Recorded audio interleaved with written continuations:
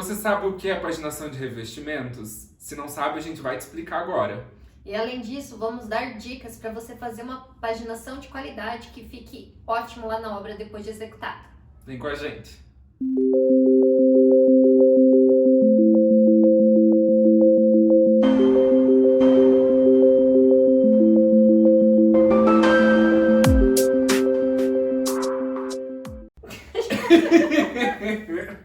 Eu sou o Matheus, arquiteto do Estúdio KT. E eu sou a Dani, arquiteta do Estúdio KT. Hoje então a gente vai falar sobre paginação. O que é uma paginação para começar esse vídeo? Então, paginação é a forma que os revestimentos e pisos são assentados na obra. Então, provavelmente você já deve ter visto inúmeras paginações por aí, e um revestimento permite vários tipos de paginações. Então, por exemplo, escama de peixe é um tipo de paginação, espinha de peixe é outro tipo de paginação. E elas podem ser feitas com o mesmo revestimento, aquelas réguas amadeiradas, por exemplo. Então a gente pode assentar isso de duas formas. E além disso, a gente pode assentar esse revestimento amarrado, que é outro tipo de paginação. Então, um tipo de revestimento, que seria uma régua de 20 por 1,20, por exemplo, já nos permite fazer 3 tipos de paginação, que são esses desenhos que a gente faz com o piso. Se a gente tem um ladrilho, por exemplo, de 20 por 20, cada forma que a gente coloca ele é um tipo de paginação. E para cada tipo dessa paginação, a gente precisa fazer um projeto para ser assentado, explicando aonde vai começar, principalmente nesses desenhos diferentes. Então a gente precisa explicar exatamente isso para ser feito lá na obra. Além disso, tudo que o Matheus falou, na sua paginação vai constar informações importantíssimas que são relevantes lá na obra. Tipo, banheiro da suíte. Qual o revestimento que vai nesse banheiro da suíte? Qual o rejunte que vai nesse banheiro da suíte? E nessa paginação a gente já faz a indicação de qual parede vai, qual tipo de revestimento. Porque às vezes num banheiro vai 3 tipos de revestimento. Então nessa paginação já vai constar todas as informações do produto, do modelo, do formato, que assim já ajuda até lá na hora que chega o produto a organizar na obra esses revestimentos. Porque imagina revestimentos de uma casa inteira chegando na obra. Para o pedreiro, o assentador se organizar na obra, a paginação ajuda até nisso, que dessa ele já vai direcionando os produtos para onde ele precisa e já evita de dar problemas de assentar o revestimento errado no banheiro errado.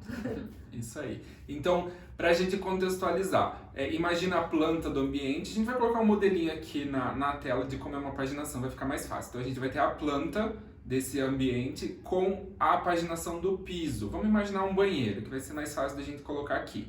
Essa paginação vai ter a indicação de onde é colocado esse piso.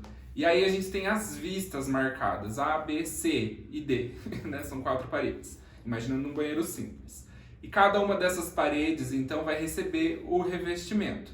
Então, no piso a gente vai ter marcado o tamanho desse piso, o nome dele. Na parede a gente vai ter as mesmas informações. E aí é nessa hora que a gente vai cuidar se o piso vai bater com a parede, aonde vai estar esses recortes, se ele vai estar embaixo do móvel, se ele vai ficar atrás da porta. É nessa hora que a gente vai cuidar com o acabamento final lá da nossa obra para ficar tudo bonito. E tem mais uma coisa que vai aparecer aqui nessa paginação que a gente não pode esquecer, que banheiro sempre tem um nicho, né? Normalmente 99% dos banheiros tem nicho. Então nessa paginação que você vai, juntamente com a informação do tamanho desse revestimento, alocar esse nicho de uma maneira que não vai dar um recorte meio estranho ali na parede onde existe o nicho. Então você vai calcular, se a peça tem 30 centímetros de altura, 3 peças, então 90 centímetros ali vai começar o meu nicho. Então eu vou fazer esse nicho com altura de 30 centímetros também para dar o tamanho de uma peça inteira. E assim, a paginação não consta só informações necessariamente de piso, mas também direciona o tamanho do nicho. Então agora que a gente contextualizou tudo que envolve uma paginação, o que é paginação, nós vamos dar 5 dicas para você, o que precisa ter para essa paginação ficar nota 10. Isso aí. Então, para começar, o que a gente gosta de fazer, que você vai ter percebido nessa paginação aqui, é que nós indicamos sempre colocar o piso começando, o revestimento começando do piso para o teto. É um pouco mais complicado de ser executado lá na obra, porque o piso sempre vem depois da parede. Então, a parede é colocado revestimento e a última fileira é assentada depois do piso. Então, é um pouco complexo o processo, mas o resultado final fica muito melhor. Por quê? A gente contando as peças de baixo para cima, a gente tenta deixar a última sem recorte. Então, por exemplo, se vão ser 4 peças de 60, sei lá, 6 vezes 4, 24, vai dar uma altura de 2,40 mais ou menos. A gente não precisa colocar um pedacinho de peça, sei lá, 5 centímetros para dar 2,45 ou 10 centímetros para dar 2,50. A gente tenta aproveitar a altura final da peça, que vai dar um aspecto muito melhor, vai aproveitar melhor as peças e vai ficar um resultado mais bonito. Só complementa falando, o assentador, quando não é muito experiente, ele pode reclamar da sua paginação, mas esse é o jeito correto de fazer, todo bom assentador sabe disso. Porque, sabe que a gente já passou por isso de reclamar, né? Mas que esse é o jeito ideal e que é o que fica melhor. Eu já imaginei você falando isso daqui, entendeu? Coloca. É que daí eu falo... Coloca essa tua fala ali mesmo, sabe? Uma outra dica é você cuidar com os recortes do seu piso ou revestimento. Então vamos imaginar assim, agora vamos falar de uma sala. É a porta de entrada da casa, é onde tem que estar tudo lindo, perfeito. Então vamos começar essa paginação de uma maneira que a peça inteira fique logo na entrada. E o que acontece? Na entrada é sempre um espaço limpo, vazio ali, e onde não tem móveis. Então, se a gente for pensar, óbvio que é muito melhor colocar uma peça inteira na entrada e jogar os recortes para os cantos, porque nos cantos a gente tem móveis. Então, esses recortes normalmente ficam escondidos, ficam perto da parede, ali onde vai ter um sofá, vai ter um rack, enfim. Então, a melhor maneira é essa, sempre direcionar o recorte do começo da porta para as paredes. Claro que existem algumas exceções. Por exemplo, teve um cliente que a porta já era próximo da escada. Então, esse recorte, a gente teve que alinhar a escada com a parede ali. Não sei se vai dar para me entender, mas a gente pode colocar a imagem aqui. Porque aí o aproveitamento das peças ia ficar melhor. Então é isso, na hora de você fazer a paginação, você tem que ir simulando ali no seu AutoCAD qual é a melhor forma, pensando do recorte ficar nas extremidades e aproveitamento de peça também.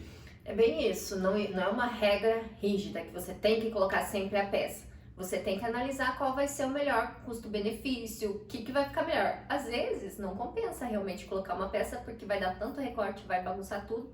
Existem outros elementos, outros detalhes que podem bagunçar a sua paginação. Então, é isso. E a segunda dica é que, pelo menos nós aqui no nosso escritório, não gostamos de trabalhar com soleiras nas portas.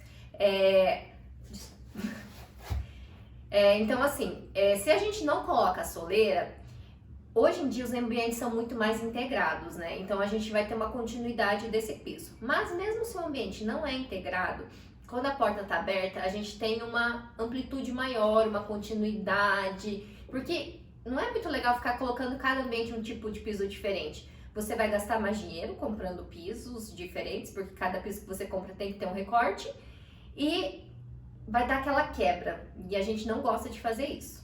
Uma coisa que a gente tem que observar, porque a soleira faz esse acabamento entre um piso e o outro. Mas se esse outro piso for um vinílico, um laminado, e a gente não for colocar a soleira, nós precisamos cuidar com a altura do contrapiso.